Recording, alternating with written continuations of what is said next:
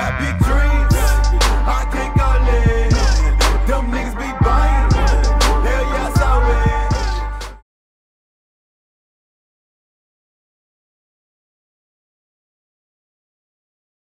will.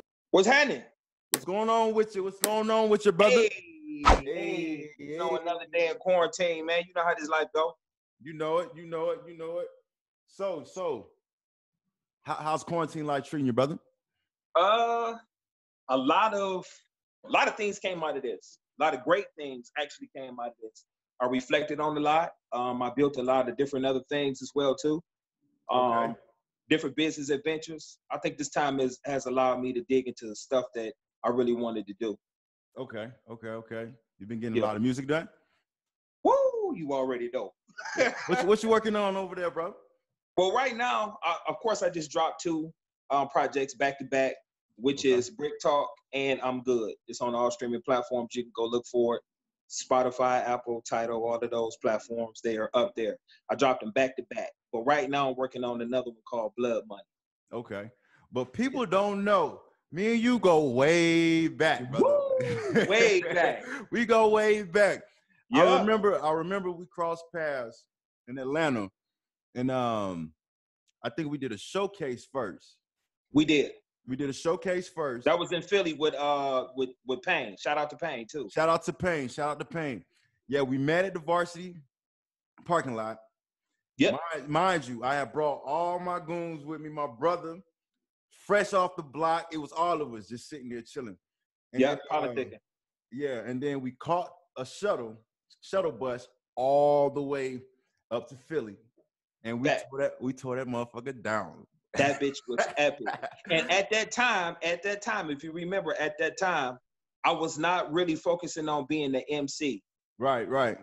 I was a producer, right? I was producing and also the camera. Okay. Remember, I filmed the whole shit. Okay. Yeah, you did. Yeah, you did. Yeah. Because I know I was mainly an artist at the time, and I just pretty much brought my brother just in case, because we have never been up top before. Like, I've never been to New York. I've never been to Philly. So, you know, in between acts, we went outside and we started walking the block, and we almost got robbed while we was out there. Because they was like, who are these niggas? You know what I'm saying? So, you know, it was a good experience, man, because we was actually trying to find a spot to get a cheesesteak sandwich, man. That's what's up. But we didn't, you know, we bumped into some cats, and then we just left, man. Right. You know what I'm saying? But it's crazy. I see you got that pop poster. I got that same poster, bro, right here. Yeah. That same exact poster, man. That's the homie right there, man. You already know it. You know, I got the homie right there. I got my Nipsey right here on the side, and then I got Nip. You see Nip over there? Nip up there. Yeah, and I got my Jimi Hendrix right on the side of me, man. Absolutely. I got Richard Pryor, Scarface. You know, the shit that motivate me. Okay. So like, what inspired you to start doing music? Whoa. Good goddamn question. My father, number one.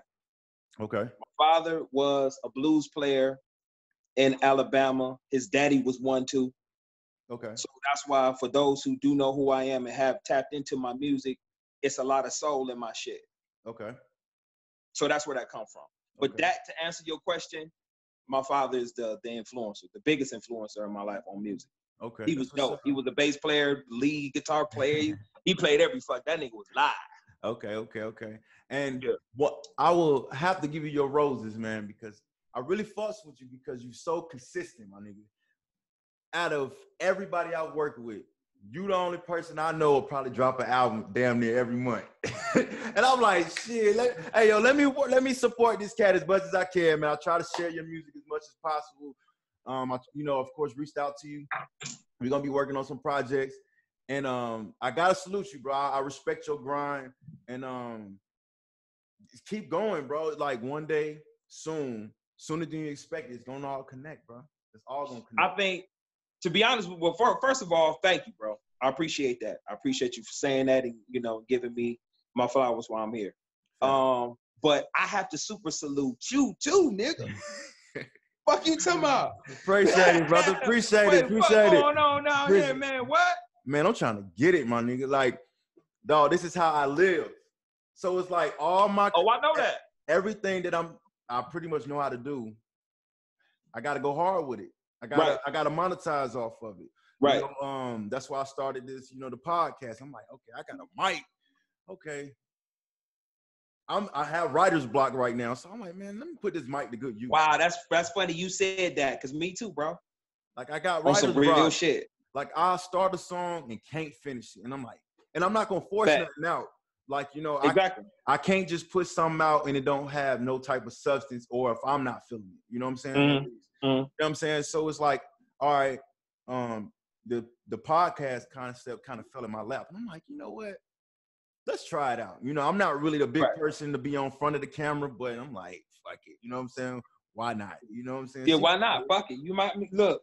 You a jack of all trades. You did. Yeah. You know what I mean? Yeah, and man. One thing I know about you, for anybody who watching and listening, check this out. One thing I know about this guy right here, though, whatever he put his hands on, that shit gonna turn into motherfucking platinum. No, and that's facts, bro. I super salute you. Oh, stop, man. Podcast. Stop. You know what I'm saying? Like, my nigga, like, you be out there. I be seeing you, bro. Like, on the designer level, you know what I'm saying? Graphics, websites, bro, you killing it, bro. I don't know nobody out here who really fucking with you for real. Thanks, and fuck the motherfuckers who don't even fuck with you. Thanks. And it is crazy, man. It's like just being solely an entrepreneur, people don't understand. Once you reach a peak of success, you're gonna get a slew of people that's gonna give you turbulence along the way. Of course. That's why on my timeline, those who watching live too, at times I go on my little rants or I post stuff because this is how I eat. And certain people don't understand, like, yo, you know what I'm saying? The world doesn't revolve around you. Facts. I'm actually a designer that actually designs. I don't, go on Google and snatch that up off of there. If I get inspired, I'll recreate it, but I don't just get stuff off Google and then just slap I don't do that. And I'm an actual artist, you know what I'm saying? I get my iPad, I get to the pen, paper, even if I got to chisel it down on a regular piece of paper, I get it done. And and that requires at least 2 to 3 hours on the logo. You know what I'm saying? So it's like my time is money. So of course. And then the first instinct that a black person would do is holler scam, or they're trying to tear you down. I'm like, no, I'm not here to scam you. No, I'm here to do things right. You know what I'm saying? Right. Then keep in mind, if you go outside the protocol, things is not going to work in your favor. You know what I'm saying? Right. People, they don't understand that, okay, he got these rules in place. This is his order of operations. Let's follow it. So the business will go by smoothly. You know what I mean? But other than that, man, I wouldn't change my situation for the world. I'm comfortable.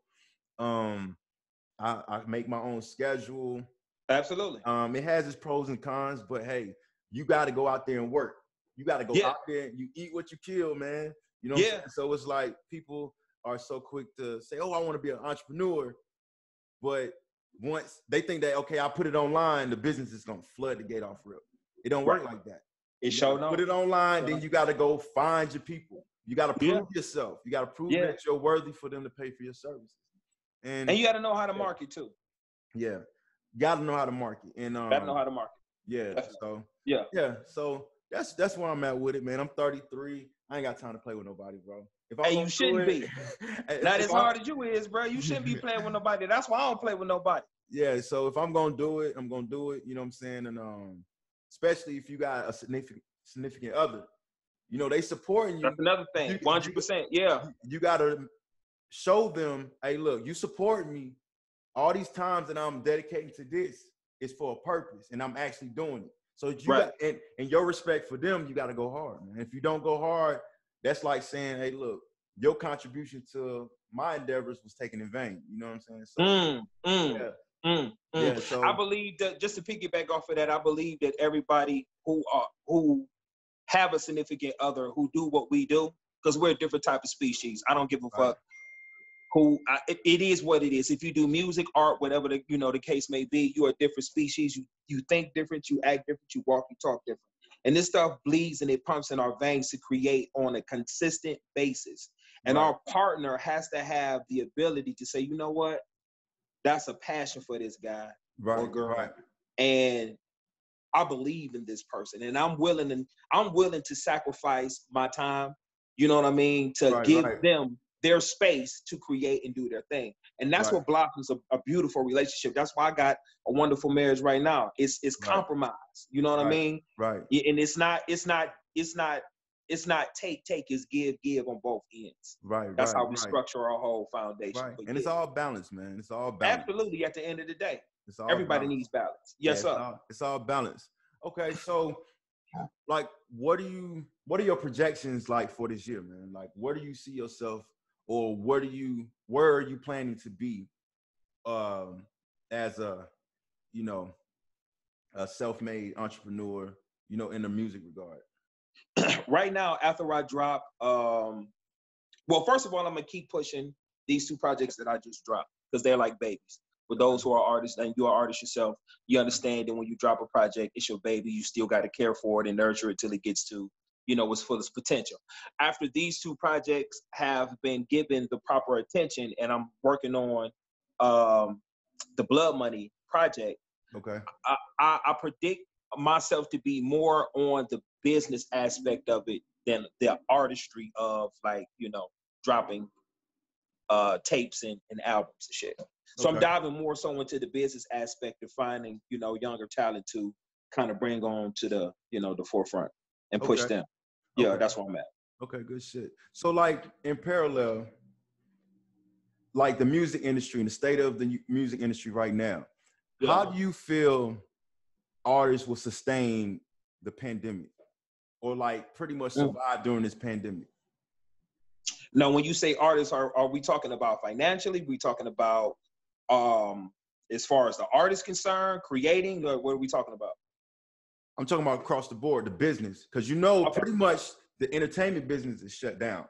Yeah, right now it's real crazy. Yeah. So all the artists is on Instagram doing whatever they got to do to make money. Facts. And from your perspective, what are your projections like, far as like the music industry once things kind of stable out, pan out? First of all, to go back to your first question and answer that, how an artist in the pandemic can sustain themselves, or what should they do, or what's the go-to to make it happen? Instagram, you already know. Instagram is a big tool for us to connect artists, upcoming artists, people who are already on the top tier, and so forth and so on. I believe like connecting with those individuals, as far as, technology is just so huge today, where you could just fly a beat to somebody, they drop their vocals, you fly the shit back. You dig what I'm saying? Right. And with that being said, we have Cash App, we got, all of these ways to kind of send money back and forth to one another. I don't see where there should be any lack in funds. Now, however, it depends on who you're working with, what kind of financier, what kind of backer you have to actually sustain financially in this.